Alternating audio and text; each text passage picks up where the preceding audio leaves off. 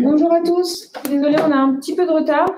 On va pouvoir commencer tout de suite la session de ce jour. Bienvenue à tout le monde. Pour ce doit être au moins le troisième ou quatrième webinaire, le format webinaire des petits déjeuners de l'Observatoire du FIC. Et aujourd'hui, c'est Jean-Christophe Letoclat qui va animer la séance. Donc, on recevra pour discuter du sujet du jour dont il va nous parler Guillaume Basso, hier de Yasouya, que vous connaissez tous, j'imagine, Arnaud Martin de la Caisse des dépôts et Thibaut Signa de Tenable, qui est en train de nous rejoindre également. Je vais laisser la parole tout de suite à Jean-Christophe et au général Baton-Gouard pour vous présenter le sujet, et ensuite on laissera la parole aux intervenants. Eh bien, merci Amélie, merci à toutes et à tous de nous rejoindre pour ce premier petit déjeuner Observatoire FIC de la rentrée. Vous savez, les circonstances ne nous permettent pas encore de nous retrouver en présentiel, comme on dit, et donc nous sommes obligés de, de respecter un certain nombre de règles. Et j'espère que très rapidement, toute l'équipe FIC aura le plaisir de vous retrouver et de vous retrouver le 19, 20 et 21 janvier prochain à Lille pour le FIC lui-même, qui sera incontestablement le moment fort de la rentrée 2021, le moment fort de la reprise sur de l'économie et notamment la reprise de l'économie numérique. Et aujourd'hui, on voit très bien tous les espoirs que portent ceux que nous rencontrons pour nous dire attention, on a besoin de ce FIC pour retrouver cette volonté, cette espérance et cette capacité de relancer notre système. Alors ce matin, le RSSI est au cœur de nos réflexions et merci à nos trois intervenants qui ont été présentés par Amélie et que Jean-Christophe va à nouveau représenter, d'être présents pour aborder cette question. C'est une question à la fois d'organisation au sein de l'entreprise, au sein de l'organisation elle-même, parce qu'il y a les RSSI dans les entreprises, mais dans les collectivités territoriales, dans des grandes associations, il n'y a pas, je dirais, de limitation. Enfin, on va parler du RSSI d'entreprise pour être plus simple. Longtemps, il a été en quelque sorte, pardonnez-moi, je vais être extrêmement réducteur, celui qui était en charge de la sécurité des réseaux. On l'appelait rarement ou quand ça n'allait pas bien, et quand ça n'allait pas, c'était lui le responsable. Et progressivement, au fur et à mesure qu'on a vu les cyberattaques prendre de l'ampleur et porter des coups qui pouvaient être très, très graves pour la survie de l'entreprise, ce RSSI a pris une position de plus en plus importante parce que les cyberattaques sont devenues stratégiques. Et donc, il y a en quelque sorte une montée du RSSI vers le niveau COMEX, un COMEX qui n'est pas toujours acculturé aux questions cyber et qui parfois ne comprend pas le vocabulaire un peu compliqué mais très professionnel employé par nos amis RSSI. Donc là, il y a une vraie question, comment passe-t-on en quelque sorte du tactique au stratégique?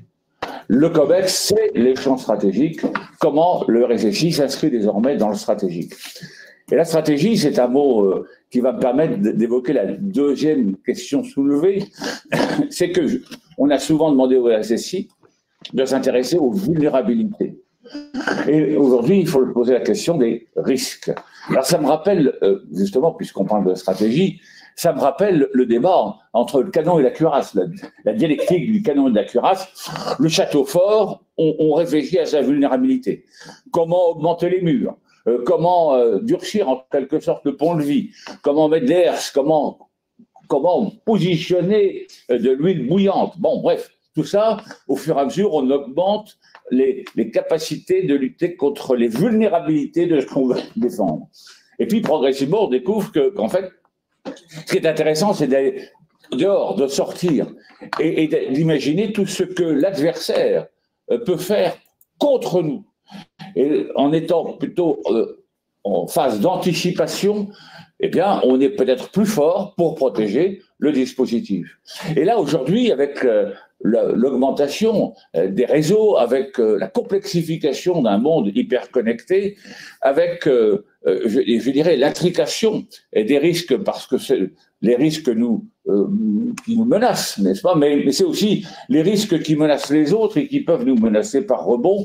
On voit bien que le métier est en train de changer et que les problématiques avec bien sûr des techniques nouvelles, l'utilisation de l'intelligence artificielle, la capacité de mener des graphes, de construire des graphes de risques, d'hypergraphes de risques cumulés. Bref, il y a vraiment un métier aussi qui est en train de changer quant au fond. Et c'est tout ça dont nous allons parler ce matin avec nos trois amis. Et je pense que leur intervention va nous apporter beaucoup d'éléments de compréhension de ce glissement. Moi, j'aime bien aborder les questions de plaques tectoniques. Comment les choses sont en train de bouger? Quelle est leur dynamique?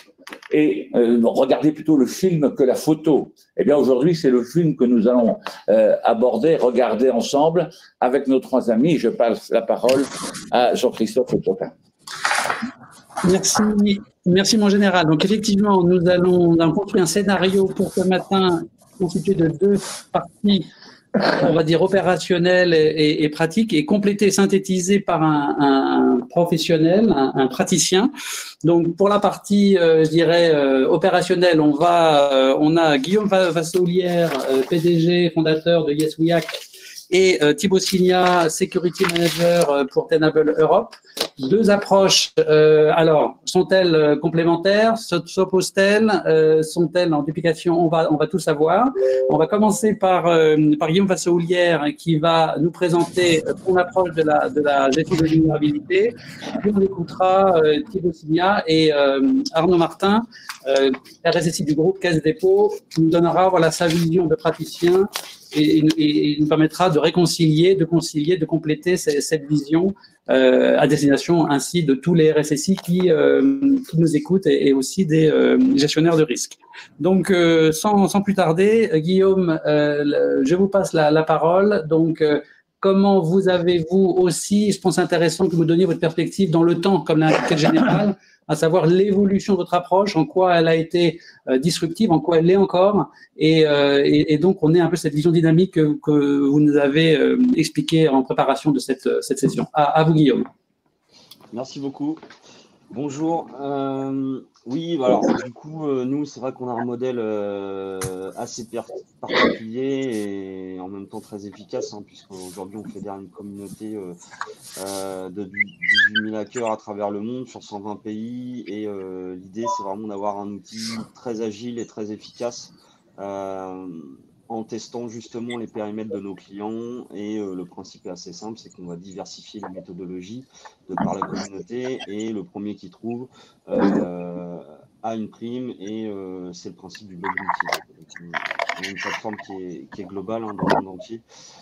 Et aujourd'hui, en fait, alors encore plus avec la crise du Covid, hein, malheureusement, c'est que ce qu'on a vu dans le temps, pour avoir travaillé dans différents secteurs avec différentes approches, c'est qu'on a besoin d'agilité, on a de plus en plus de périmètres exposés, donc le RSSI est confronté à une analyse de risque non plus à T0, mais en temps réel. Et du coup, avec la montée en puissance justement du numérique, de l'exposition des périmètres, on se retrouve en fait avec une gestion de risque qui vit dans le temps et qui notamment se doit d'évoluer avec les contraintes, entre guillemets, le time to market, le marketing, mais aussi l'évolution justement des menaces.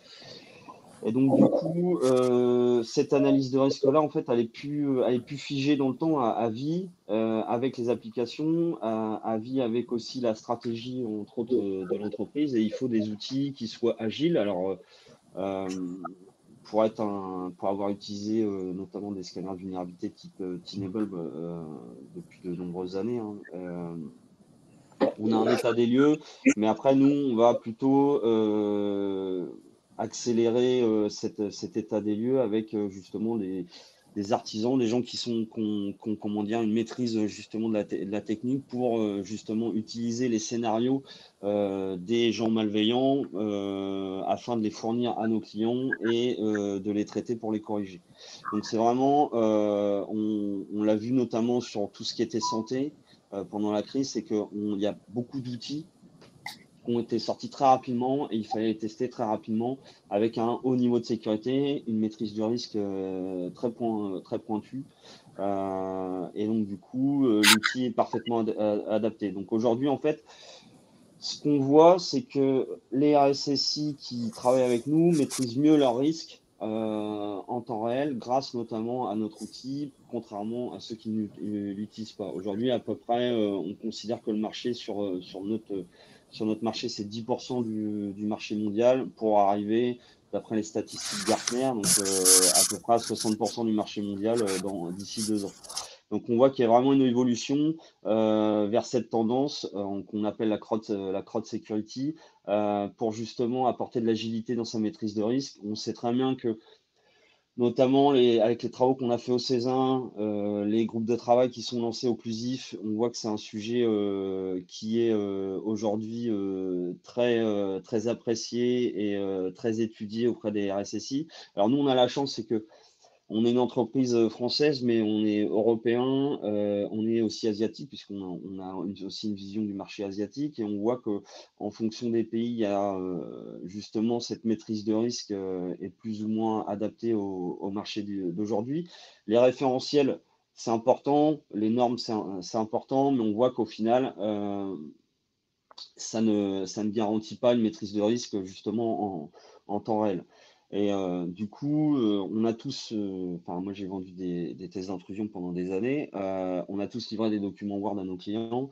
Aujourd'hui, ce qui est important, c'est justement de consolider cette donnée. Le général parlait d'intelligence artificielle, big data, etc. Donc, arrivé à un moment, en fait, il faut capitaliser sur cette donnée. Donc, une plateforme, ça permet notamment de fournir du JSON, fournir de la donnée structurée qui va permettre justement de rentrer potentiellement dans les SOC, rentrer dans les schémas d'analyse de risque beaucoup plus rapidement.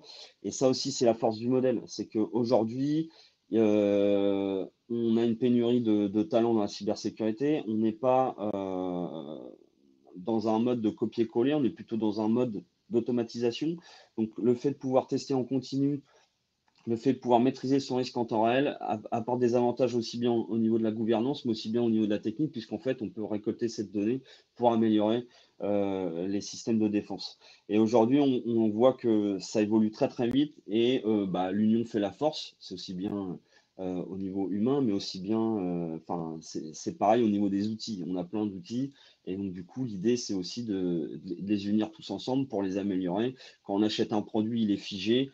Globalement, il va vivre avec comment dire, la même base de signature hein, pour schématiser que tout le monde, que n'importe quelle société. Et l'idée, c'est de l'alimenter avec des données en temps réel, avec une gestion de la vulnérabilité beaucoup plus fine, beaucoup plus structurée, qui va permettre derrière de créer des nouveaux outils et aussi d'avoir une pertinence sur l'analyse de risque qui soit vraiment adaptée à l'opérationnel. Et ça, nous, on commence à justement avec nos clients, et on le voit de plus en plus, c'est que nos clients ont tendance à s'orienter vers l'automatisation et vers justement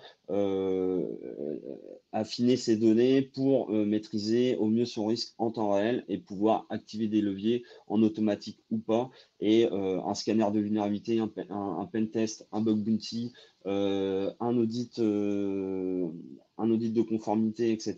Tout ça mis ensemble, ça permet de mieux piloter son risque. Et ça, c'est important. Et c'est le monde d'aujourd'hui, un monde agile, un monde numérique qui a plutôt tendance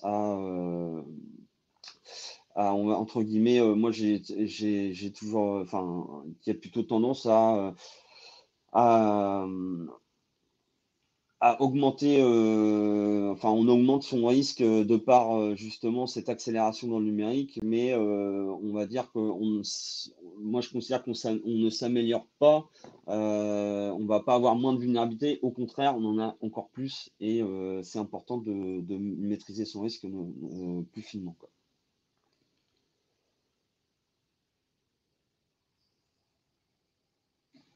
Perception et dans votre action, en quoi la chasse aux vulnérabilités, qui était un peu le point d'accroche initial, en fait, s'inscrit dans une démarche beaucoup plus de gestion des risques, donc beaucoup plus globale, et donc prend en compte cette dimension permanente de la menace qui évolue sans cesse, sur laquelle on doit en permanence, je dirais, et par laquelle il faut en permanence évoluer. On va passer à Thibaut Signa pour Tenable, parce que je pense que la manière dont Guillaume a présenté, je dirais, les deux composantes s'inscrit bien aussi dans la démarche de Tenable, peut-être avec un angle différent. Et donc Thibaut aussi, vous me disiez que voilà, Tenable avait, je dirais, évolué au fur et à mesure des années et de l'évolution des menaces, et donc ça serait intéressant que vous nous fassiez votre témoignage aussi sur gestion des vulnérabilités, identification des risques, et comment tout ça a évolué aussi d'un point de vue d'une société comme Tenable. Oui, bien sûr, avec plaisir, merci beaucoup. Donc en effet, le premier élément, je pense, important, comme le disait Guillaume par rapport à Yes We Act, je pense que ce qui est très important, c'est qu'il y a une volonté de remise en cause d'un modèle établi, et grosso modo la logique de dire, voilà, on a l'habitude de faire des choses d'une certaine manière et qui s'avère avec le temps ne pas être forcément totalement efficace. Donc en effet, la manière dans laquelle on fait de l'assessment, de l'évaluation de vulnérabilité, voire du vulnerability management, je dirais un petit peu d'avant, la vraie réalité, ce qu'on observe, et encore une fois, juste pour appuyer ce que disait Guillaume, c'est que c'est une méthodologie qui fonctionne pas trop et qu'il faut savoir se réinventer, il faut savoir faire évoluer le modèle. Et par rapport à cette logique-là, on a eu, nous, le même constat, Tenable en proprement parlé. Donc, juste, ce qui est intéressant par rapport à ça, c'est que Tenable a 20 ans d'existence que dans le domaine du vulnerability management. Notre fondateur, Renaud de Raison, qui est français, a été le fondateur, évidemment, de Nessus, un des scanners de vulnérabilité les plus connus et les plus utilisés. Et clairement, la volonté et la réflexion de Tenable a été en effet celle-ci de se dire, il faut faire évoluer le modèle. Le modèle du vulnerability management, de la gestion de vulnérabilité doit évoluer pour être véritablement efficace dans le monde de l'entreprise, pour fournir les vrais outils pertinents dans le monde de l'entreprise. Donc cette remise en cause, elle est absolument essentielle. C'est ce que nous, on a appelé dans notre jargon, je dirais, marketing, le cyber exposure, à savoir l'exposition au cyber-risque. Et on a vraiment eu cette volonté de développer cela en supplément, d'accord, en couverture, je dirais, business, de la vulnérabilité, de la gestion de vulnérabilité. Donc, le premier point, moi, je voudrais introduire, c'est que je pense qu'on est tous conscients ici que la sécurité, c'est avant tout une question de bon sens. C'est souvent des règles assez simples et des choses assez entendues qu'il faut juste appliquer de manière pragmatique. Alors, c'est plus facile à dire qu'à faire, évidemment. Et la première question, souvent, c'est purement et simplement, quelle est mon exposition au risque? Plutôt, je pense, d'aller à mettre des couches supplémentaires de sécurité, c'est de dire, voilà, avant tout, quelle est mon exposition? D'accord? Alors, encore une fois, question facile, réponse beaucoup plus compliquée. Ce qui est important par rapport à ça également, c'est qu'il faut bien garder à l'esprit que même si, d'un point de vue marketing, le marché nous pousse à, je dirais, investiguer et investir de plus en plus sur des protections zéro day, des protections contre des attaques extrêmement sophistiquées, la réalité du terrain aujourd'hui, c'est qu'à peu près 2% des attaques perpétrées utilisent véritablement ces outils ou ces approches extrêmement innovantes. Et je dirais malheureusement ou heureusement, très grande majorité d'entre elles, finalement, utilisent des vulnérabilités et des défauts, je dirais, de conception assez connus et bien entendus, et malheureusement depuis souvent quelques années. Donc, la chasse au zéro day, à l'inconnu, est évidemment très excitante, d'un point de vue technique, très stimulante, d'un point de vue financier, généralement assez coûteuse, et pas forcément, encore une fois, d'un point de vue pragmatique, la première des choses importantes à faire. Donc, encore une fois, quelle est mon exposition? C'est le premier élément important. Traditionnellement, qu'est-ce qu'on a l'habitude de faire? On a l'habitude de, je dirais, le premier niveau de gestion de vulnérabilité, c'est de déployer des solutions de gestion de vulnérabilité sur un échantillon qu'on pense être représentatif du parc. Alors souvent du parc le plus sensible. Donc on réduit le scope en disant, voilà, il faut que j'essaye de cibler ce qui semblerait pertinent, d'avoir une remontée d'informations généralement beaucoup trop volumineuse, beaucoup trop considérable, des vulnérabilités critiques à adresser. Et là se rentre le vrai problème de la gestion de vulnérabilité, à savoir, on a fourni des rapports avec des vulnérabilités, c'est bien, et comment on le gère. Donc ça présente plusieurs problèmes. Le problème, c'est que dans cette approche classique, la visibilité que l'on peut avoir de son exposition est totalement partielle, parce que l'échantillonnage ne permet pas d'avoir une vision exhaustive.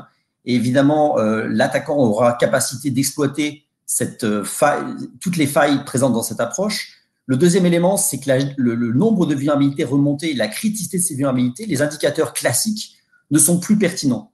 D'accord? On utilise tous l'indicateur classique, c'est ce qu'on appelle un score CVSS, qui est le score de sévérité de 0 à 10 d'une vulnérabilité. Juste pour information, ce qui est très intéressant, c'est que ce nombre de vulnérabilités en moyenne a triplé depuis 2017. Donc on observe bien que la courbe du nombre de vulnérabilités présentes est exponentielle et que grosso modo, c'est une course sans fin qui n'arrivera jamais à aboutir. Le deuxième élément, c'est que plus de 50% des vulnérabilités dites hautes au niveau CVSS, donc avec un score de 7 et plus de 50% d'entre elles sont dites critiques. Donc, il faudrait en adresser plus de 50% d'entre elles. Et l'autre élément important, c'est que moins de 20% de ces vulnérabilités critiques, donc de note 7 et plus, disposent d'un exploit, c'est-à-dire sont potentiellement utilisables. Moins de 20% d'entre elles. Donc, ça veut dire que si on se focalise sur une approche de ce type-là, qui est l'approche traditionnelle, on arrive avec 76% des ressources en termes de rémédiation, en termes d'investigation, de sollicitation d'équipes tierces comme les équipes IT, les équipes cloud, les équipes opérationnelles ou les équipes industrielles, on va en parler, pour corriger, et des ressources qui sont gaspillées puisqu'elles sont pour corriger des vulnérabilités qui ne sont pas exploitées jusqu'à maintenant. Le deuxième élément, c'est que 44% dans ces cas-là, des vulnérabilités qui sont en dessous de son seuil et qui, elles, disposent d'exploits, des fois déjà publics, documentés, déjà précédemment utilisés, ne sont pas couvertes par cette analyse. Donc, on se rend bien compte qu'on a dans ces cas-là une couverture qui est malheureusement faillible. Et le dernier élément qui est très important, c'est qui corrige toutes ces vulnérabilités. À chaque fois qu'on discute avec des RSSI, il y a en effet la problématique de c'est rarement les équipes sécurité qui corrigent. Il faut ensuite donner la tâche à des équipes opérationnelles, IT, cloud, industrielles, applicatives, et qui, elles, ont d'autres préoccupations que de passer leur temps à fixer les problématiques de sécurité. Leur rôle à elles, c'est de s'assurer que la production fonctionne, que l'applicatif ou que le réseau industriel est opérationnel.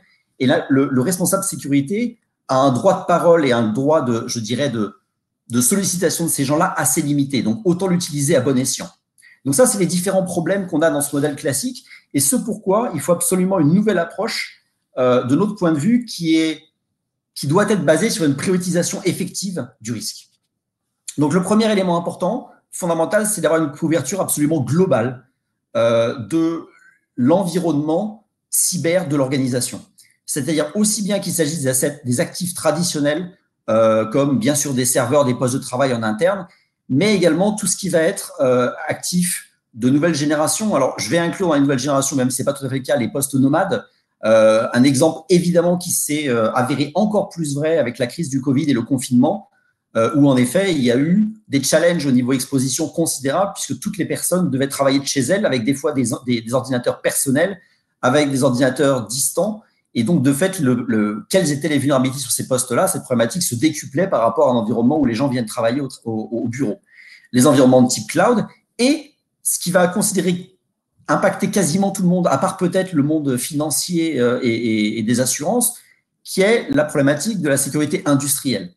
Les automates, alors bien sûr dans le monde de l'industrie, mais dans le monde du transport, dans le monde de la logistique, dans le monde de l'énergie, dans les métropoles, avec les smart cities, et tous ces éléments-là qui sont évidemment clés comme des éléments numériques. Encore une fois, Guillaume le disait, la numérisation du monde et du business, c'est tellement d'opportunités et c'est malheureusement tellement d'expositions supplémentaires. Donc, cette couverture doit absolument être globale.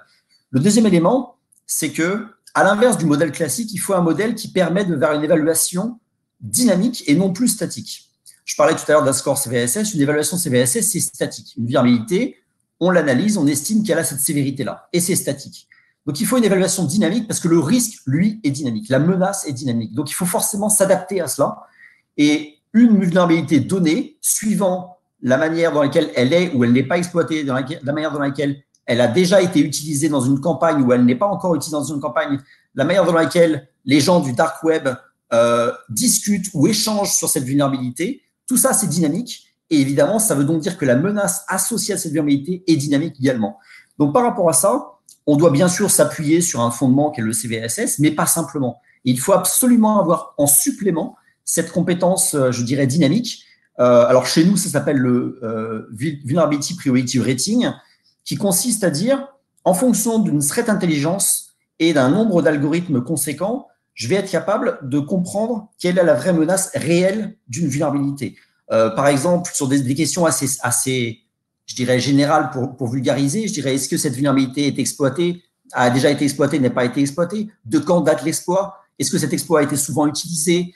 Est-ce que sur le dark web, d'où la partie threat intelligence, est-ce que les gens, les communautés discutent, parlent beaucoup, mentionnent cette vulnérabilité? Et typiquement, on va se rendre compte par ce biais-là qu'on va réussir à mettre en place une priorisation prédictive. C'est-à-dire qu'on va être en mesure, en réévaluant ce score tous les 24 heures, on va être en mesure de dire à un client, à un instant précis, cette vulnérabilité qui hier était à ce niveau-là, demain va monter à ce niveau-là parce que, et on l'explique, parce que après-demain, eh bien, il est possible qu'elle soit utilisée dans une campagne de ransomware parce que les gens qui, sur le dark web, discutent entre eux de leur méthodologie, de leurs approches, eh bien, commencent à mentionner cette vulnérabilité, même si elle n'a pas encore été exploitée. Et donc, c'est pour cela qu'on arrivera à faire, entre guillemets, du prédictif.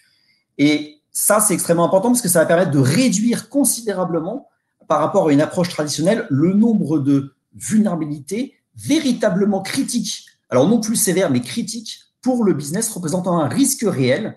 Et donc, on va être capable de réduire à environ, entre, je dirais, si on prend un chiffre réaliste, entre 3 à 5% du nombre de vulnérabilités dites critiques à celles sur lesquelles il faut véritablement se focaliser. Donc, ça veut dire que derrière, cette priorisation dynamique va permettre aux responsables sécurité d'aller discuter et d'aller solliciter les équipes opérationnelles, IT, cloud, industrielles, de manière beaucoup plus effective. Parce qu'au lieu d'aller les voir en leur disant « s'il vous plaît, j'ai besoin que vous corrigiez ces 1000 vulnérabilités web », eh bien, on va pouvoir aller les voir en disant « s'il vous plaît, corrigez ces 10 vulnérabilités web ». Évidemment, la discussion et l'interaction du RSSI avec ces différentes équipes qui n'ont pas forcément les mêmes objectifs sera facilitée. Ça, c'est le premier élément sur l'aspect technique. Mais ce n'est pas tout. Ce qui est important aussi, c'est d'avoir l'aspect business du monde de l'entreprise. La deuxième question qu'il faut se poser, c'est un actif dans l'organisation ne représente pas le même risque pour l'organisation qu'un autre actif. Je dirais un PC, si c'est tel modèle, ne représente pas pour l'organisation, par rapport au métier de l'organisation, le même risque que le PC d'à côté. Même si c'est le même système d'exploitation, même s'il a les mêmes applications et malheureusement les mêmes vulnérabilités. Le risque, d'un point de vue business, n'est pas le même. Donc, on doit avoir un deuxième indicateur qui doit être quelle est la sévérité de cet actif. Ce serveur ou ce poste ou ce container cloud, quelle est sa sévérité? Et sa sévérité à lui n'est pas la même, sa criticité, pardon, n'est pas la même que celle de son voisin. Donc, cet indicateur-là, on va le prendre. Alors, c'est quelque chose sur lequel, avec des algorithmes, on va aider le RSSI à définir la priorité de l'actif. Pourquoi je dis aider? Parce que l'information ne peut pas venir exclusivement de nous. Il y a une compétence, une intelligence interne que l'organisation, que le RSSI ou l'organisation sera le seul ou la seule à avoir. À savoir, je sais que je suis en train de développer mon activité sur le marché asiatique. Je sais très bien que mes ressources de marketing en Asie ou de stratégie en Asie sont plus critiques qu'en Europe, puisqu'en Europe, pour moi, c'est un marché établi, par exemple. Donc, j'ai des compétences internes que n'importe quel système ou éditeur ne pourra jamais avoir pour moi. Donc, on ne vient pas à la place, on vient en complément. Et ce qu'on va apporter, nous, en complément de cela, c'est une analyse de cet actif en disant, cet actif-là, comment il est exposé à l'extérieur, quel est son type, puisque c'est un serveur, un poste, quelles sont les applications qui sont présentes dessus, quelles sont les solutions de sécurité déjà présentes sur ce poste. Et tout cela va rentrer ensemble de manière à définir un score de criticité de cet actif. Et enfin, le dernier élément, c'est de croiser les deux, c'est-à-dire d'avoir ce score dynamique du vrai risque représenté, la vraie menace représentée par une vulnérabilité, plus croisé avec la vraie, je dirais, le niveau de risque de l'actif, et les deux ensemble vont nous permettre d'avoir le niveau d'exposition au risque de cet actif. D'accord? C'est le cumul des deux croisés qui nous permettra d'avoir cela, et le vrai indicateur utile pour l'organisation, pour le RSSI, de manière à dire, je sais que sur cet actif sensible, j'ai ces sévérités critiques. Donc, ça doit être ma priorité par rapport aux autres. Et encore une fois, tout est une question de priorisation. Cela étant dit, par rapport à tout cela, il reste un autre problème qui est plus, je dirais, au niveau, qui est comment, avec toutes ces informations-là, le RSSI, lui, va réussir à avoir la visibilité et l'écoute du COMEX ou des cadres dirigeants. Et c'est une vraie problématique, je dirais, qui est un des objets essentiels de la session d'aujourd'hui. par rapport à ça, il y a juste un élément qui est mentionné dans notre livre blanc qui va être publié aujourd'hui ou demain. C'est un sondage OpinionWay qui avait été fait pour le CESA en 2020, qui mentionnait que simplement 22% des RSSI sondés étaient confiants sur le fait que le COMEX prenait correctement en compte les enjeux de cybersécurité. Donc, on a un vrai, et j'imagine évidemment encore plus vous que nous, vendeurs, un vrai challenge par rapport à cette possibilité de se faire entendre par le COMEX, par les cadres dirigeants. Ça veut dire que par rapport à ça, pour réussir à cela, notre analyse à nous, c'est que le RSSI doit être en mesure de fournir des réponses claires, courtes, à des questions de base. Alors, encore une fois, c'est facile de dire questions de base type « sommes-nous sécurisés ? Sommes-nous en sécurité ?»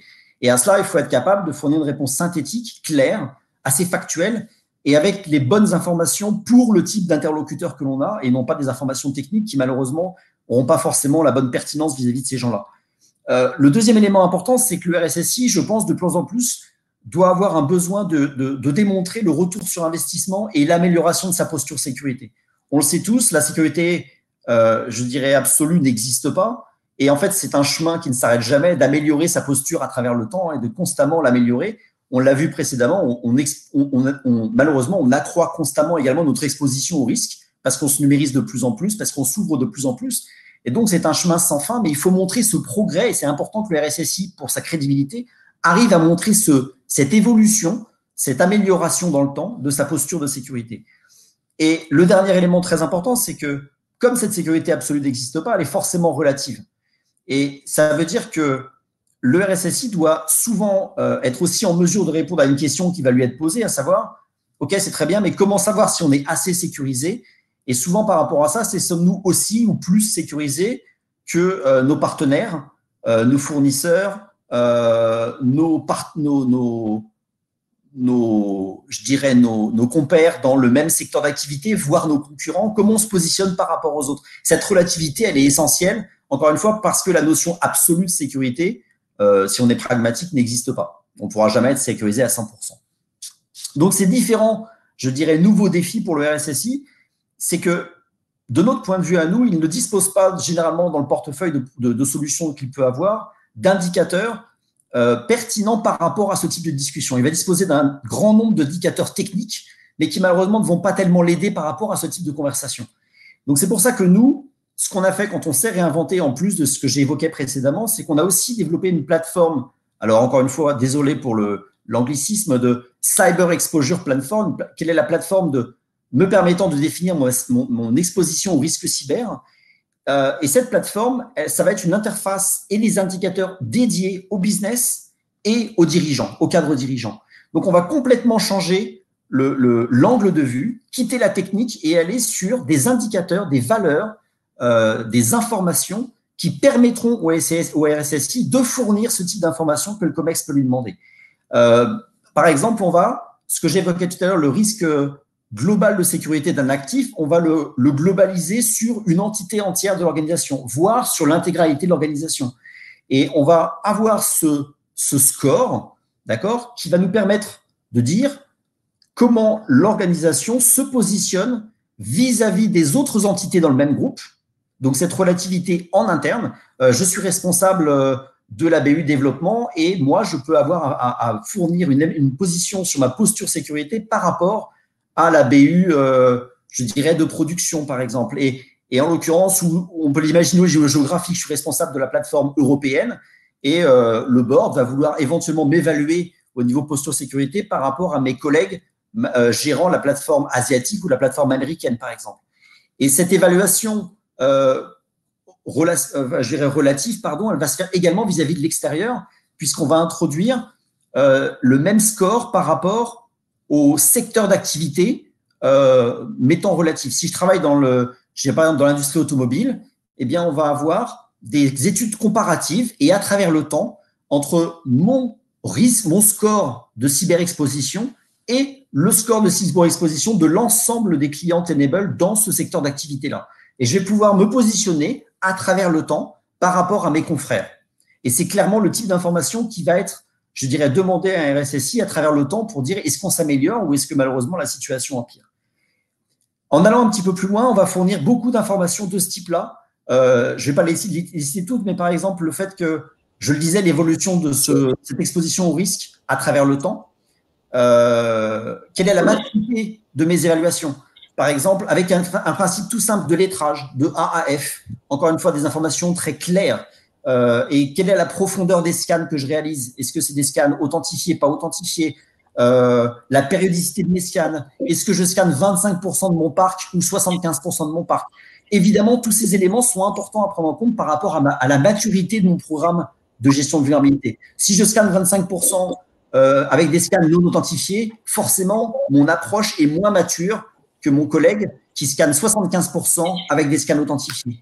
Et ça, je le remonte en indicateur, je dirais, pour indicateur simple pour des cadres dirigeants.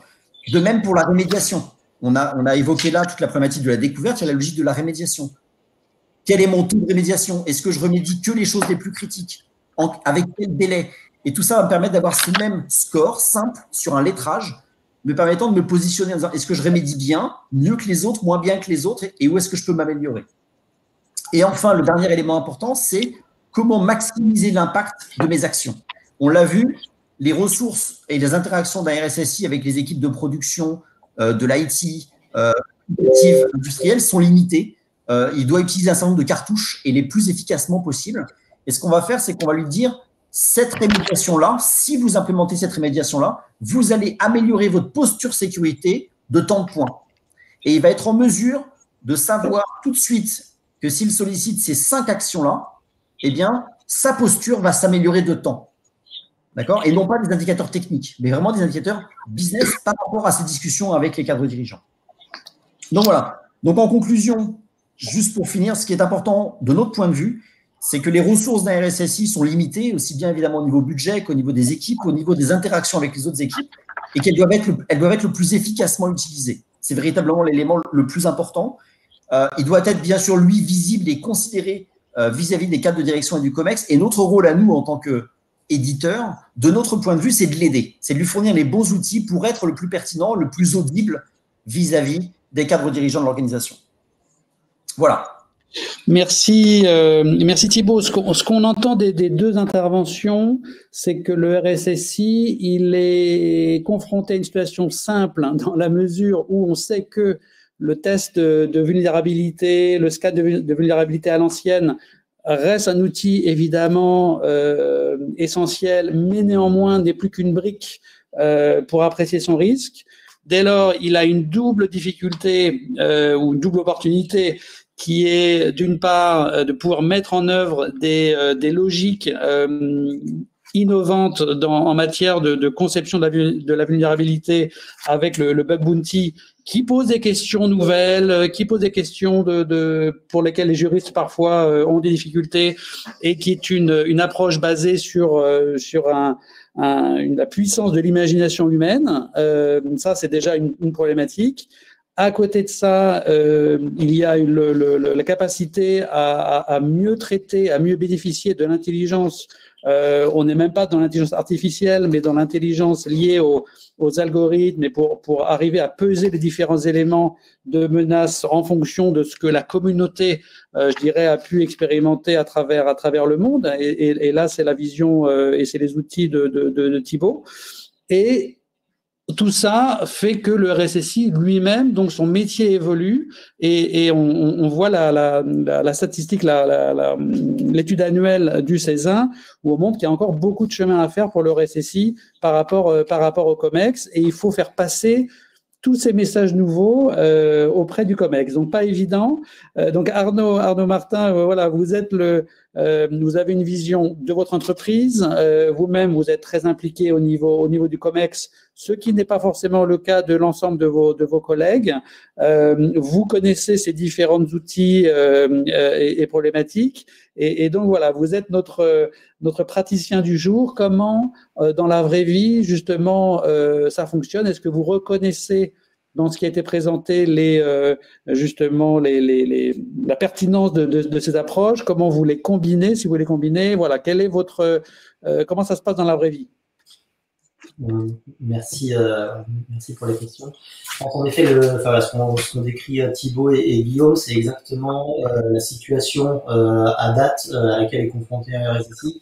Donc, en l'occurrence, on a des projets historiques avec des équipes de développement qui sont sur des cycles en V, des infrastructures qui sont dans des data centers, donc protégées par un certain nombre d'infrastructures de sécurité périmétrique. Et à côté de ça, on a d'autres équipes qui sont passées en développement agile totalement. Souvent en DevOps sans avoir la partie DevSecOps, donc la partie sécurité entre guillemets native des développements. Voilà, on est en cycle agile via un certain nombre de sprints pour mettre un certain nombre de nouvelles versions en ligne directement dans le cloud sans forcément se soucier de la sécurité. Et l'idée du RSSI, voilà, c'est d'être en capacité de jongler avec cette diversité. C'est juste un état de fait. Et être en capacité de se dire finalement qu'est-ce que je dois protéger. Je veux pas tout protéger. Ça me fait penser hier à une intervention de François Beruti au niveau de France Inter. Voilà, à la sous-direction des opérations à l'ANSSI, comme le CERT ou le SOC dans les grandes entreprises. C'est beaucoup plus simple d'avoir le rôle d'attaquant que le rôle de défenseur. On ne peut pas tout protéger. Par contre, on doit essayer de deviner, d'être le plus factuel possible en termes d'analyse statique et en termes de détection, par où, voilà, quelle est la plus grosse vulnérabilité au niveau de notre système d'information et comment est-ce qu'on va la protéger au mieux.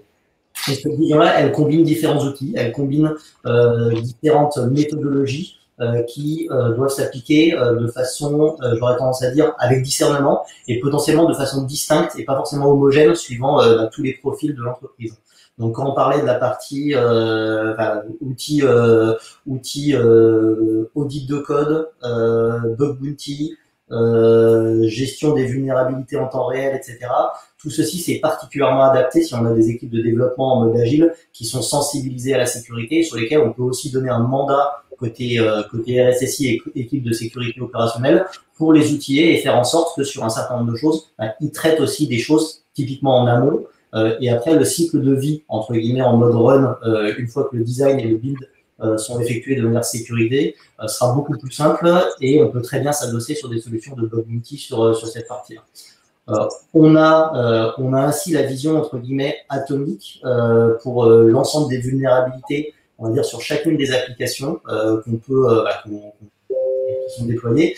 Et la difficulté, comme le soulignait vraiment Thibaut, c'est une fois qu'on a cette partie-là, cette brique très unitaire au niveau des vulnérabilités, comment est-ce qu'on traduit ça sous forme de scénario macro en termes de risque et comment est-ce qu'on réussit à vulgariser cette sémantique-là pour la remonter au COMEX. Et c'est là où, en fait, on a toute la complexité et j'aurais tendance à dire la schizophrénie du RSSI, de dire il doit être à la fois suffisamment technique pour comprendre chacune des vulnérabilités unitaires, se dire que certaines vulnérabilités, elles peuvent être importantes, mais si elles sont sur des assets non critiques pour l'entreprise, c'est pas si grave que ça si on ne la patche pas dans la journée, dans la semaine, etc. On peut vivre avec et on doit apprendre à vivre avec. Par contre, ce qui est important, c'est d'avoir cette capacité de dire voilà, quelle vulnérabilité, quelle faille unitaire va générer un risque vraiment très important et potentiellement une attaque derrière au niveau des attaquants.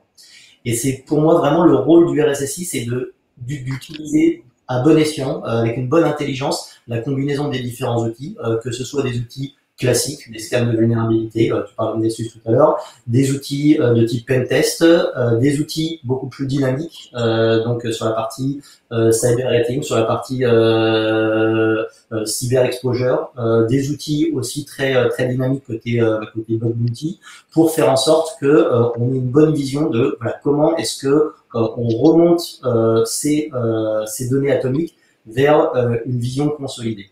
Et ce qui est important, je pense, au niveau du RSSI, pour avoir un dialogue fluide avec le top management, c'est on ne peut pas parler de vulnérabilité à un DG ou aux membres du CONEX. Ils ne comprennent pas forcément. Enfin voilà, un CVSS à 9.0 pour eux c'est un jargon totalement inaudible. Par contre, leur remonter un certain nombre de scénarios de risque, leur remonter aussi des risques avec une sémantique associée au risque non pas associés aux vulnérabilités, mais vraiment associés aux risques, je pense que c'est important. Dans le domaine bancaire, chaque grande banque a ce qu'ils appellent un risk appetite ou un appétit au risque.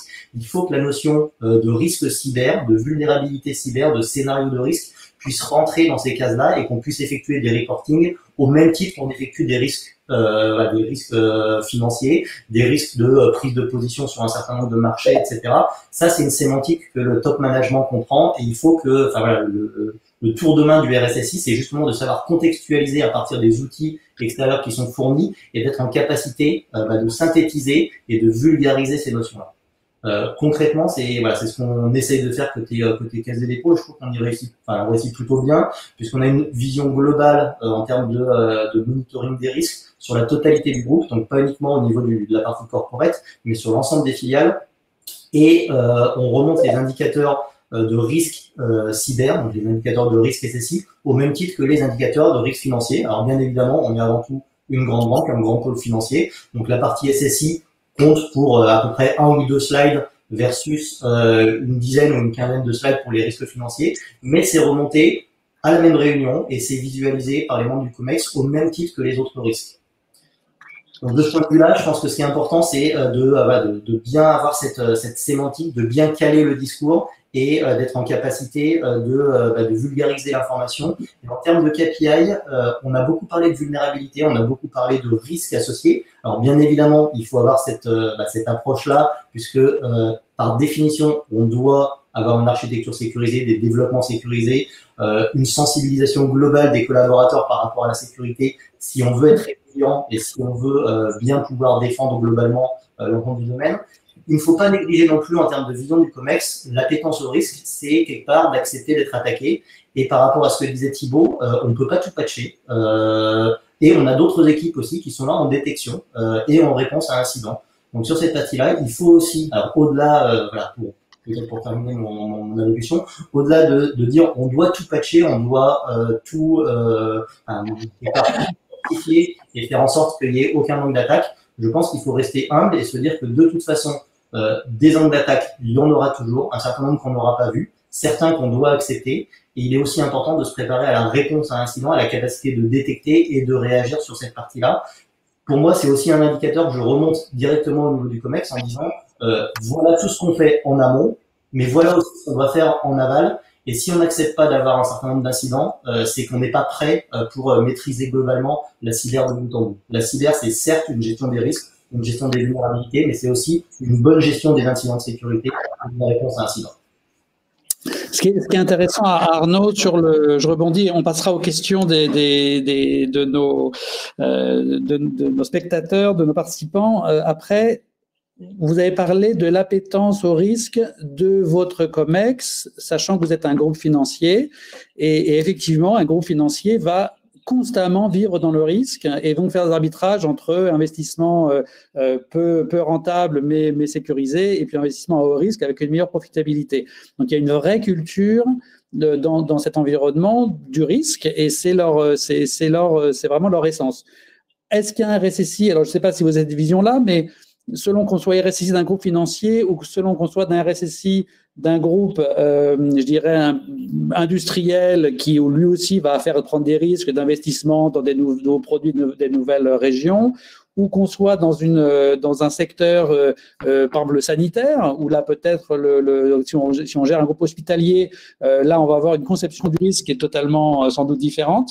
Est-ce que tous les COMEX, à votre avis, de ce que vous entendez au sein du CESI, de CESIN, du CLUSIF ou autres, est-ce que tous les COMEX ont chacun une certaine appétence au risque dans laquelle le RSSI va se fondre et va s'inscrire, ou est-ce qu'un groupe financier va typiquement avoir une conception du risque plus affûtée et donc être plus à l'aise avec votre idée de faire accepter par le COMEX que oui, on ne va pas pouvoir tout patcher et il y a une prise de risque que le COMEX devra assumer dans la manière dont il sécurise ses systèmes d'information. Je vais peut-être répondre indirectement à la question. Je ne peux pas juger de l'appétence au risque de l'ensemble du COMEX dans les différents secteurs industriels français ou internationaux. Par contre, ce qui est certain, je pense que on a, moi, pour l'avoir vécu, je pense qu'on a une vision totalement différente suivant si le directeur de la cybersécurité est rattaché à une direction des risques ou alors s'il est plutôt rattaché à une direction technique. Et de ce point de vue-là, en effet, le fait d'être attaché à une direction des risques va forcément véhiculer un message beaucoup plus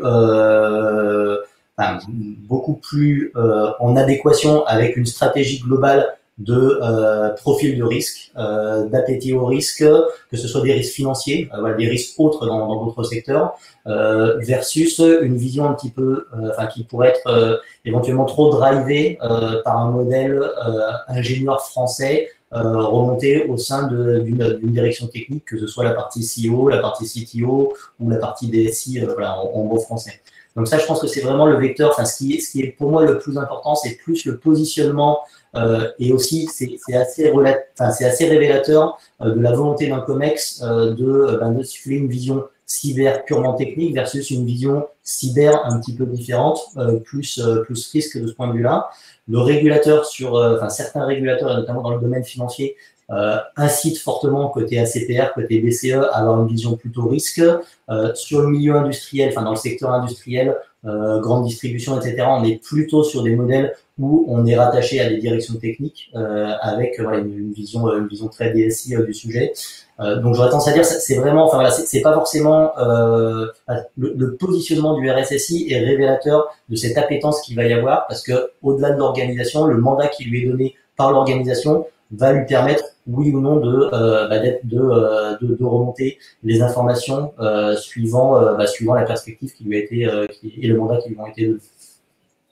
Et dernière question avant de passer aux questions des participants. Est-ce que on voit ce rapprochement, de la direction des risques avec le RSSI, est-ce que c'est quelque chose qui s'est développé récemment, notamment avec les méthodes IBIOS et NIST 800, etc.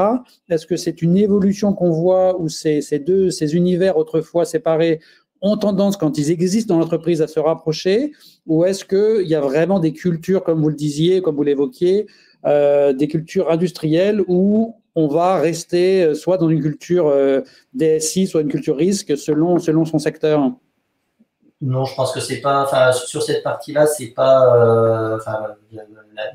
Mais il n'y aura pas un clivage avec d'un côté une vision technique qui restera et de l'autre côté une vision beaucoup plus risque qui perdurera. Je pense que les deux vont se conjuguer. Il y a peut-être un domaine qui est, et encore une fois, je pense que c'est sur pression du régulateur aussi, où on incite davantage à une vision peut-être un peu moins technique. Néanmoins, j'aurais tendance à dire, pour être un bon RSSI, il faut être capable d'avoir cette schizophrénie-là et d'être à la fois technique et qualitatif.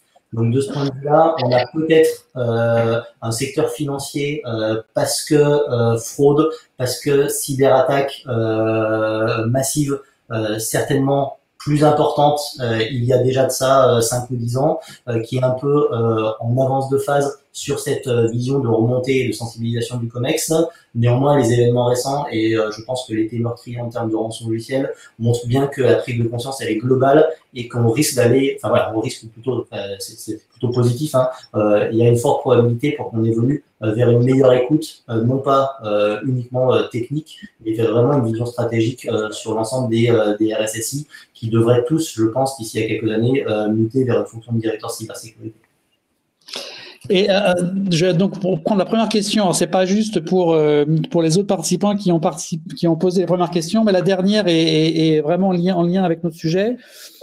C'est la question du Data Protection Officer et de son intégration dans les discussions avec le RSSI, la direction des risques. Est-ce qu'on voit ces DPO arriver dans le périmètre des RSSI? Est-ce que, puisqu'on dit que la data est évidemment l'or noir et la question essentielle, ce métier, est-ce qu'il se développe au sein du CESIN, du CLUSIF, dans les groupes de discussion comme ça? Est-ce qu'elle est alors encore la question à Arnaud, mais peut-être que Thibaut ou Guillaume ont une vision là-dessus.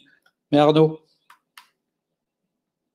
Alors, on voit en effet deux possibilités. Enfin, souvent, il y a deux possibilités. Le DPO, il est soit issu de la direction juridique, soit autrement, ça peut être un rôle une mission qui est assignée aussi au RSSI. Donc, bien évidemment, dans tous les cas, on travaille de concert avec, avec la partie DPO.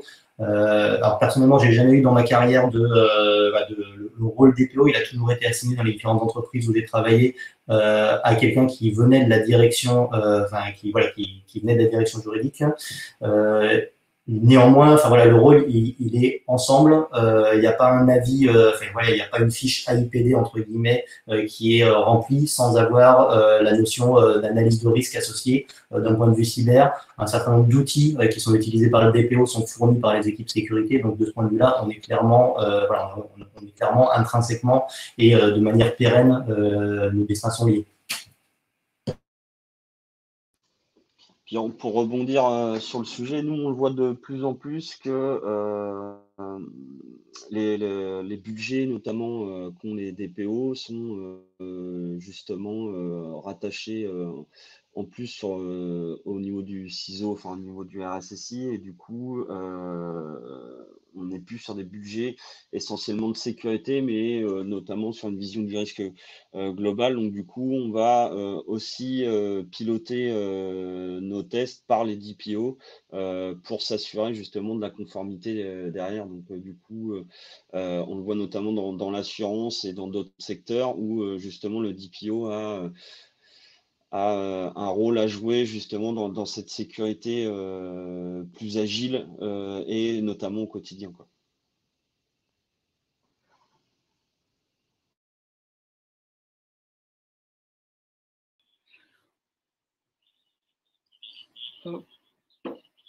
Est-ce que vous nous entendez? Oui, on vous entend. On vous a perdu à l'image. On a perdu l'image, en Si effet. je ne me trompe. Je ne sais pas pourquoi. Mais on vous entend. Nous, on nous entend, c'est le principal finalement. Du coup, je laisse Jean-Christophe rebondir. Oui, sur la question pour Guillaume, du coup, sur une des premières questions qu'on a eues sur les tests officiels de vulnérabilité. Est-ce qu'il y a des critères officiels sur lesquels vous pouvez vous appuyer, ou est-ce que c'est une notion qui n'a pas de sens en fait, vu le dynamisme de ces problématiques? Aujourd'hui, il y a des travaux en cours qui sont notamment faits avec l'ANSSI justement pour apporter ce MCS, donc ce maintien en condition de sécurité, et apporter justement des métriques, on va dire, en continu pour pouvoir quantifier ce maintien en condition de sécurité, notamment au niveau des certifications de l'ANSSI, mais aussi on voit que l'ENISA est en train de travailler sur le sujet. Après, des tests, des exigences officielles, nous, notre métier, c'est justement de créer des scénarios qui sortent un petit peu du standard pour justement tester toutes les possibilités des scénarios malveillants. Donc en fait, le but aussi, c'est de pas rentrer dans des cases pour justement mieux maîtriser ce risque. Et de toute façon, on sait que quelqu'un de malveillant va justement anticiper tous ces scénarios, et puis du coup, nous, on va après, on se base. Quand on remonte une vulnérabilité, enfin comme le disait Thibaut, après il y a des scores de risque qui sont des standards internationaux. Donc nous, quand on remonte ces vulnérabilités-là, on a le score CVSS et d'autres métriques de priorité. Après, il faut justement pas trop.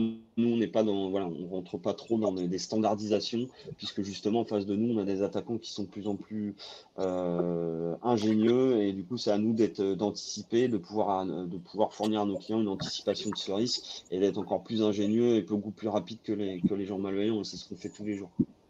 Oui, effectivement, c'était la question. Je voudrais passer à... Alors, si je peux juste, excuse-moi Jean-Christophe, juste me permettre un petit commentaire supplémentaire.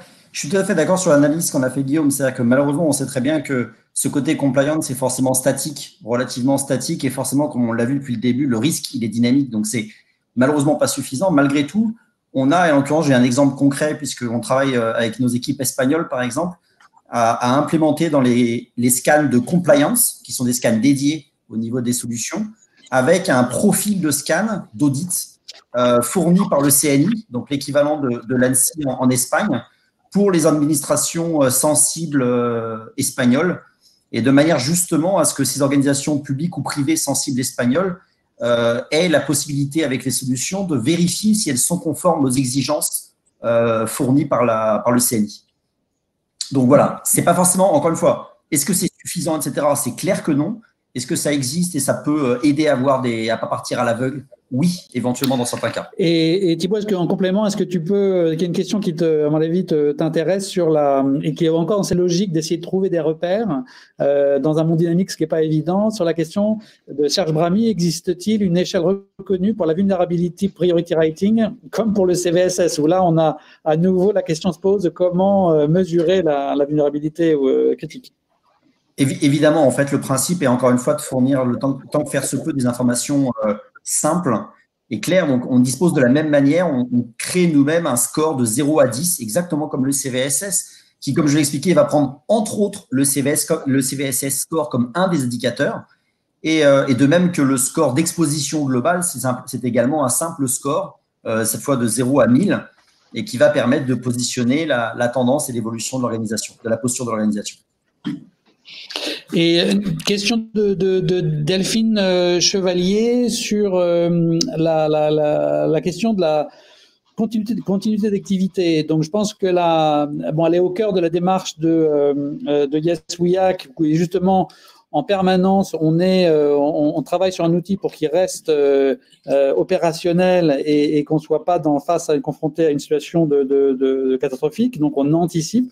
Est-ce que Guillaume, cette démarche-là, est-ce que j'ai bien résumé votre contribution au domaine? Et ensuite, Thibaut, et je pense, et après, pour finir aussi Arnaud, je pense que cette question intéresse les trois. Comment vous vous positionnez chacun? Comment vous contribuez à cette dimension de préserver la continuité d'activité en cas de crise? Donc, Guillaume, est-ce que j'ai correctement défini votre contribution?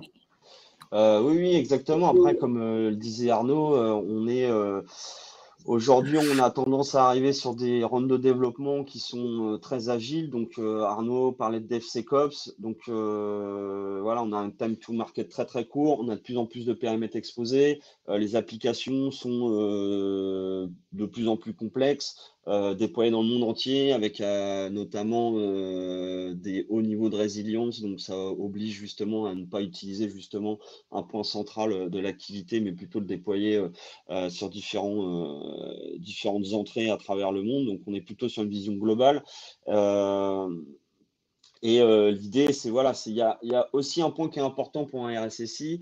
Je pense que c'est aussi cette question de coût, parce qu'on déploie de plus en plus de logiciels de défense, mais il faut notamment optimiser ce coût, ce retour sur investissement, et c'est important de consolider l'ensemble des outils, ce qui permet derrière, justement, pour notamment nous, avec 18 000 personnes à travers le monde, on est capable de tester des logiciels en français, en anglais, en chinois, etc., différentes méthodologies, tester en temps réel, la donnée elle remonte sur une plateforme, un ressort sur des outils de Strat Intel, un ressort structuré sur des SOC qui permet justement, comme le disait Thibaut, d'intégrer une maîtrise du risque en temps réel et de pouvoir qualifier ou pas ce patch management en temps réel et mettre l'effort de développement de patch au bon endroit par rapport à son environnement qui sera peut-être pas le même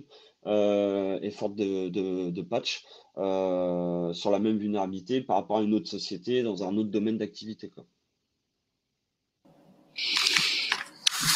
Thibaut, ta vision? Ouais, alors un petit, je pense, commentaire peut-être intéressant, c'est-à-dire que nous, on a également un pied, et on pense que c'est essentiel pour les organisations avec lesquelles on travaille, un pied assez important dans le monde industriel également, dans la gestion de vulnérabilité et du risque dans le monde industriel.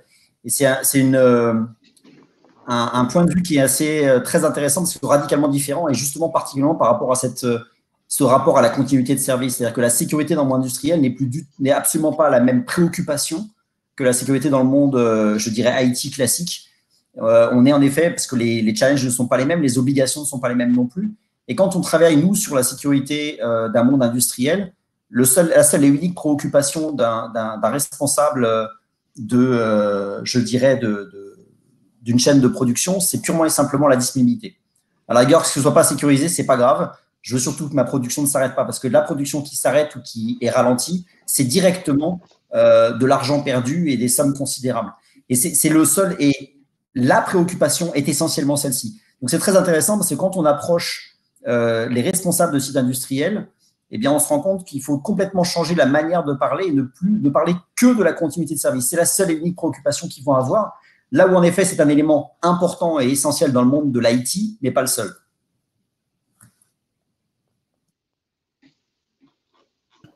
Arnaud, est-ce que ça correspond effectivement à ce que vous vivez au groupe Caisse des Dépôts? Est-ce que vous sentez que cette conception de la continuité n'est pas la même chez vous par rapport à ce que vos collègues peuvent dire dans le monde industriel?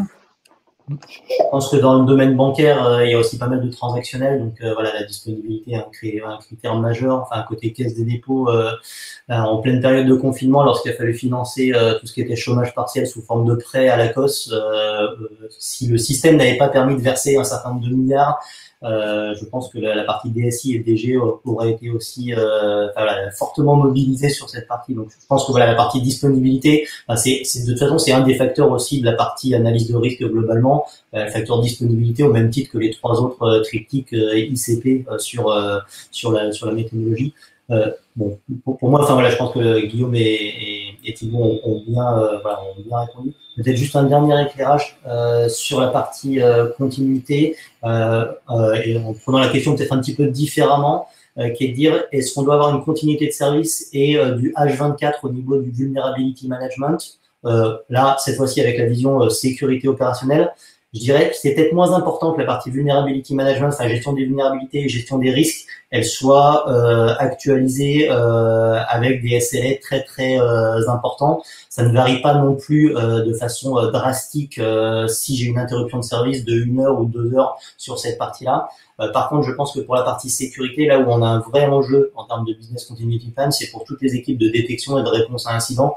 Elles doivent tourner au même titre que la production sur les systèmes industriels en 7/7, 24/24, parce que c'est toujours embêtant de dire il y a eu une attaque et vous allez rire, j'ai pas les logs et mon SOC voilà, il travaillait pas parce que c'était en HNO, etc. C'est des messages qui sont absolument inaudibles du point de vue top management. Dernière question avant de passer la parole, les mots de conclusion au général, sur la question de Thierry Matuziak sur la distinction, et peut-être Thibaut peut répondre en premier, sur la distinction actif matériel, actif logique. Alors, est-ce que ça inclut aussi les aspects d'attaque? Voilà, comment aujourd'hui on analyse ça de l'extérieur et ensuite le rôle du RSSI pour, je dirais, faire peser le niveau de criticité entre ces mondes et ces types d'assets totalement différents? Alors, à notre niveau, à nous, en effet, ce qu'on considère, nous, comme étant un actif, c'est en effet, je dirais, un actif physique, bien sûr, donc ce qui sera des actifs traditionnels comme des serveurs, des postes de travail, des postes nomades, des actifs industriels. Alors là, des actifs industriels dans tout le modèle Purdue d'un monde industriel, hein, ça va des contrôleurs d'automates, bien sûr, les PLC, les fameux PLC, mais pas simplement, aux interfaces homme-machine, aux différents serveurs d'historisation. Il y a autant de couches que dans le modèle OSI, dans un modèle Purdue industriel. Et toutes ces couches doivent être protégées de la même manière et sont couvertes, considérées de notre point de vue, comme des actifs.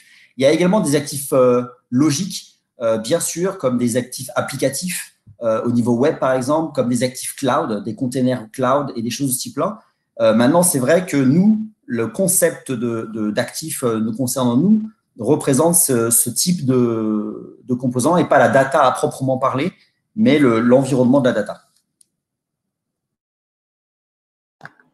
Arnaud Matin, dans votre justement dans votre slide, là vous parlez de cette slide ou ces deux slides du risque SI et SSI présentés au COMEX. Donc là, on rentre dans ce niveau de détail vis-à-vis du COMEX sur ça, ou est-ce qu'on a quelque chose de plus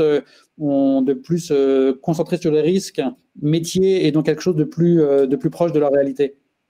Alors, on va pas jusque dans le détail de l'exhaustivité des assets, que ce soit des assets physiques ou des assets logiques, puisque là, ce sera vraiment compliqué. D'autant plus, voilà, de façon très humble, la deuxième partie de la question, c'était peut-on raisonnablement maintenir une cartographie des actifs à jour? Je pense avec humilité, c'est compliqué. Donc voilà, il faut aussi, c'est en effet quelque chose qui est important. Il faut y consacrer du temps, de l'énergie, etc. Mais je mettrai jamais ma tête sur le bio en tant que RSSI pour dire la cartographie des actifs, elle est à jour complètement à 100% et je peux, je peux le certifier. Donc la vision est plutôt d'avoir une vision de dire, encore une fois, c'est quels sont les actifs les plus critiques et ceux-là, il faut qu'ils soient systématiquement à jour et qu'on ait une très bonne vision sur la vulnérabilité sur les actifs les plus critiques. Merci Arnaud. Guillaume, peut-être le mot de la fin avant la conclusion du général. Est-ce qu'on a, couvert en tout cas correctement votre rapport et cette dimension-là? Est-ce que vous voulez réagir sur cette question précise? Voilà, juste pour pas créer de frustration de l'autre côté, comme vous n'êtes pas le dernier à parler.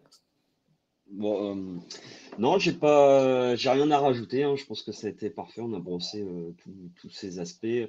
Après, nous, on le voit, on va travailler plus sur, par exemple, sur l'industriel, on va travailler plus avec les fournisseurs de matériel et non pas directement sur ces réseaux-là. Et de toute façon, aujourd'hui, nous, on considère que tout se hack. Et donc, on va travailler aussi bien sur ce que vous connaissez et on va dire ce qui est visible, mais aussi sur des choses typiquement des voitures, des choses un peu moins visibles qui demandent des niveaux de comment dire de compétences un peu plus pointues, notamment en électronique, en radio, etc. Donc voilà, c'est vraiment une vision globale et puis c'est ce qui est intéressant dans le métier, c'est qu'aujourd'hui on voit que tout s'est numérisé et donc du coup ça donne un peu plus de travail, c'est sûr, mais nous on est très contents. Mais voilà, il y a vraiment des sujets hyper intéressants qui sont en train d'arriver, qui sont déjà arrivés et sur lesquels on va anticiper ces points. Donc il faut rester en alerte au quotidien et ça c'est vraiment un travail. Alors moi j'aime bien le dire, il faut que ça soit vertueux. Aussi bien avec les experts, le COMEX, les RSSI, voilà, c'est tous ensemble, on sera plus fort et c'est aussi valable pour les outils numériques en termes de défense et il faut orchestrer, c'est un peu le rôle du RSSI, c'est un chef d'orchestre qui va justement, pour moi, être en capacité de travailler aussi bien au niveau COMEX, mais aussi bien au niveau technique pour vraiment affiner cette analyse de risque et la rendre plus fluide sur tous les pans d'une structure, d'une entreprise. Donc c'est intéressant. Voilà. Merci Guillaume. Et effectivement, il y a une dernière question, mais qui est au cœur de l'identité du FIC, qui est la question de la vulnérabilité de l'homme. Dans tout ça, je pense que les directions des risques sont très habituées à intégrer le risque humain dans l'ensemble des risques cyber. Mon général, à vous les mots de conclusion. C'est un thème qui est au cœur de vos recherches en ce moment. Qu'est-ce que vous inspire toute cette discussion qu'on a eue aujourd'hui? Écoutez, vous avez parler de l'humain au cœur de la cybersécurité. Je vous rappelle que c'était le thème de notre FIC l'an dernier. L'idée, c'est que bien sûr, les organisations, les systèmes, l'introduction de l'intelligence artificielle, des moyens de détection, certes qui compensent la difficulté de ressources humaines, mais aussi qui présentent aussi des risques en termes de biais et de capacité pour l'adversaire aussi d'utiliser l'intelligence artificielle pour tromper notre intelligence artificielle. Donc on voit bien que l'humain doit être là justement pour ne pas être totalement dépendant de la technologie et à un moment donné la décision doit être prise. Ce matin, effectivement, on a entendu des mots comme agilité, dynamique, ainsi de suite, l'adaptabilité. On voit bien que nos cyberattaques sont en train de changer de nature, même si, comme ça a été dit tout à l'heure, en début, 98% sont assez basiques, mais 2% sont assez, comment dirais-je, particulièrement pernicieuses. On voit bien que comment dirais cette lutte contre ces cyberattaques, eh bien, est de plus en plus tournée vers l'analyse des risques, la hiérarchisation, la priorisation, et donc ce matin, je pense que nous avons bien mesuré, comme je le disais, la tectonique des plaques, comment le RSSI est en train de changer de position par rapport au COMEX, comment il s'articule avec le DPO, comment on pourrait parler parfois dans certaines entreprises, on voit apparaître des directeurs de la cybersécurité ou alors des SI. Bon, bref, il y a toute une, comment dirais-je, une articulation des acteurs qui mérite d'être regardée, observée. En tout cas, merci aux 3 intervenants, merci à toutes les personnes qui nous ont rejoints sur ce webinaire. Alors, je vous donne quelques dates. La première, c'est le 1er octobre prochain. Alors, nous serons en Suisse, enfin, nous serons pas très nombreux en Suisse. Je vous donne, enfin, toute l'équipe vous donne rendez-vous pour un webinaire sur dépendance et dominance dans le cyberespace. Quelles solutions pour devenir plus autonome et développer notre souveraineté? Alors, vous avez dû recevoir l'invitation. Si ce n'était pas le cas, n'hésitez pas à nous le dire. Nous serons, nous, l'équipe FIC, avec le CLUSIF, c'est-à-dire le CLUSIF suisse, si je puis dire, la Fédération des entreprises romandes de Genève, hein, et puis un certain nombre d'acteurs, je pense notamment à Gérald Vernez, qui est le responsable délégué cyberdéfense du département fédéral de la défense. Bref, nous aurons le plaisir d'aborder un sujet tout à fait intéressant et transfrontalier, puisque nous serons à Genève, mais en distanciel, malheureusement, c'est ainsi, et nous sommes un peu contraints, mais pour comment dire, respecter les règles sanitaires et faire en sorte que nous soyons tous en vie, en pleine santé, le 19 janvier pour couper le cordon du FIC 2021. Et puis nous retrouvons pour des Ops FIC plus classiques, dont les thèmes ne sont pas encore arrêtés. Nous allons voir avec Amélie, on essaye toujours de coller avec l'actualité. Le 20 octobre, le 17 novembre et le 15 décembre. Voilà, donc un programme chargé, mais je pense tout à fait intéressant pour nous préparer intellectuellement à ce FIC 2021. Je peux vous le dire, ça va être l'apothéose. Je le sens. Vous le sentez, et je vous sens tous et toutes confiants dans cet avenir. Quand on dit est-ce que le FIC aura lieu? Oui, parce que c'est une nécessité pour la nation, pour l'Europe et pour le reste du monde. Mes amis, merci à Jean-Christophe Le Toquin, merci à Amélie, et à très bientôt. Le bonheur de nous retrouver. Merci à tous. Bonne fin de journée. Et effectivement, on se retrouve le 20 octobre pour le prochain petit déjeuner sur un thème qu'on ne manquera pas de vous communiquer dès qu'on l'aura arrêté. Merci à tous. Merci, bonne journée. Merci beaucoup. Au revoir. Au revoir.